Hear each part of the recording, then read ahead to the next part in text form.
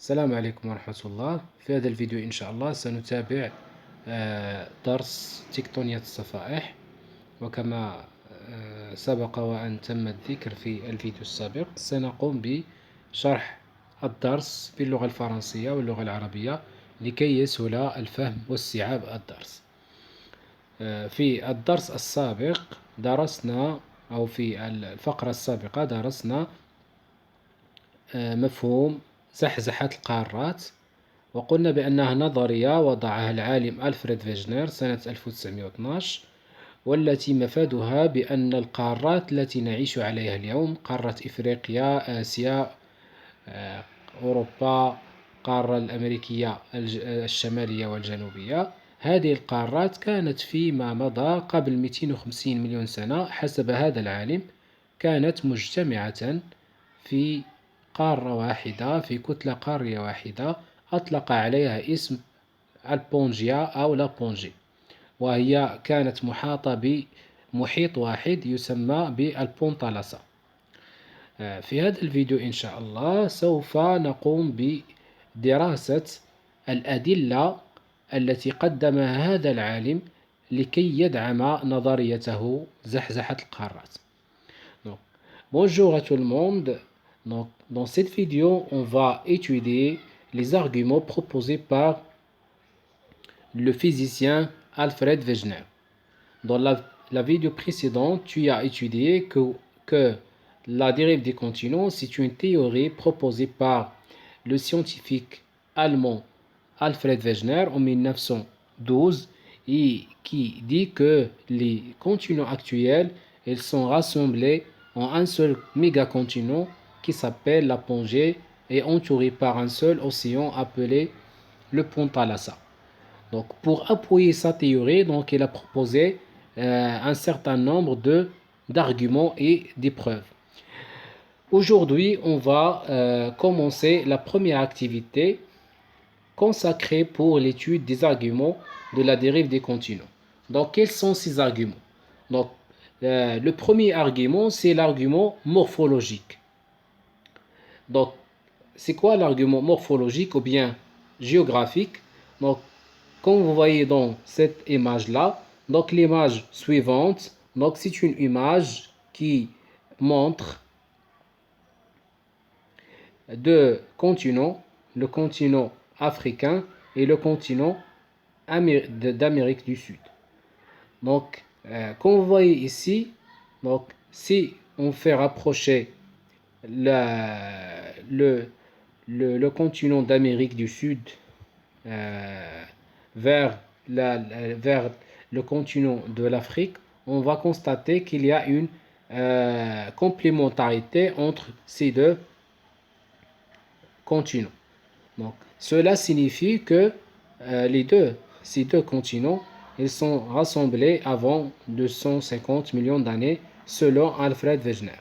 Donc, les images de la surface du globe terrestre prises par satellite permettent l'observation précise des limites des continents ainsi que leur répartition géographique les unes par rapport aux autres. Donc, l'observation de cette image montre quoi? Montre qu'il y a un parallélisme des côtes d'une part et d'autre de l'Atlantique, de l'océan Atlantique. Donc, c'est quoi le parallélisme des côtes de l'Atlantique? Donc, c'est la présence d'une complémentarité entre les côtes de l'Afrique et les côtes de l'Amérique du Sud. Donc, la présence du parallélisme entre les côtes de l'Atlantique, donc cela signifie que les deux continents constituent un seul morceau ou bien un seul continent au bout d'un certain temps. إذن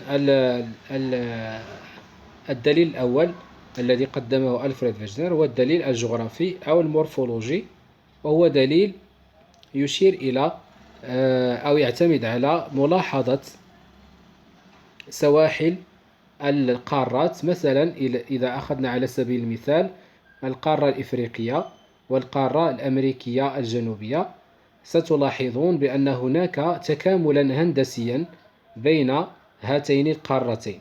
وإذا قمنا بتقريب القارة الإفريقية والقارة والأمريكية الجنوبية من بعضهم البعض، سوف نلاحظ أن هناك تطابقا هندسيا فيما بينهما، وهذا يدل على أنهما كانتا تشكلان كتلة واحدة.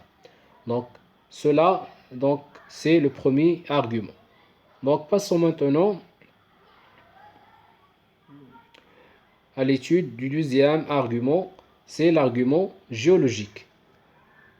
Donc, voici un document qui représente la répartition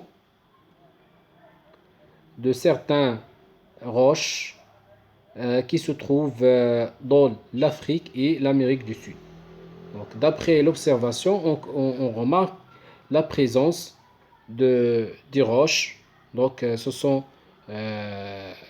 les structures colorées par un couleur orangé. Donc, on trouve la présence, ou bien on remarque la présence des roches, des structures rocheuses, d'une part,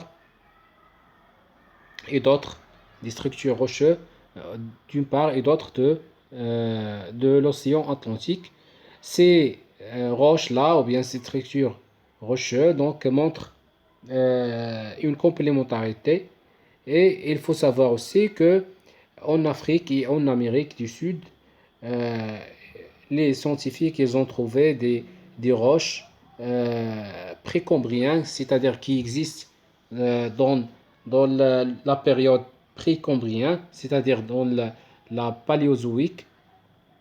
Ces roches-là qui se trouvent dans l'Afrique et dans l'Amérique du Sud, ce sont des roches rares, très rares, qui datent de plus de 2 milliards d'années. Et ces formations rocheuses spécifiques peuvent être assemblées en chaînes continues si on rapproche l'Afrique de l'Amérique du Sud, c'est-à-dire qu'il y a une complémentarité entre ces structures rocheuses. Donc cela signifie que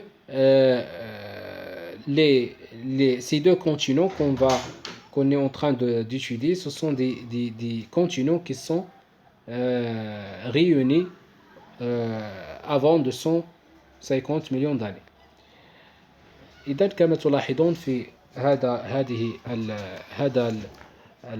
هذه الوثيقة بأن هذه الوثيقة توضح وجود صخور ملونة بالبرتقالي. هذه الصخور هي صخور نادرة تتواجد فقط بإفريقيا وأمريكا الجنوبية، وعمرها يعود إلى 2 مليار سنة. هذه البنيات الصخرية تتكامل فيما بينها عند تقريب أمريكا وأمريكا الجنوبية وإفريقيا، الشيء الذي يدل على أن هاتين القارتين كانتا ملتحمتان فيما مضى.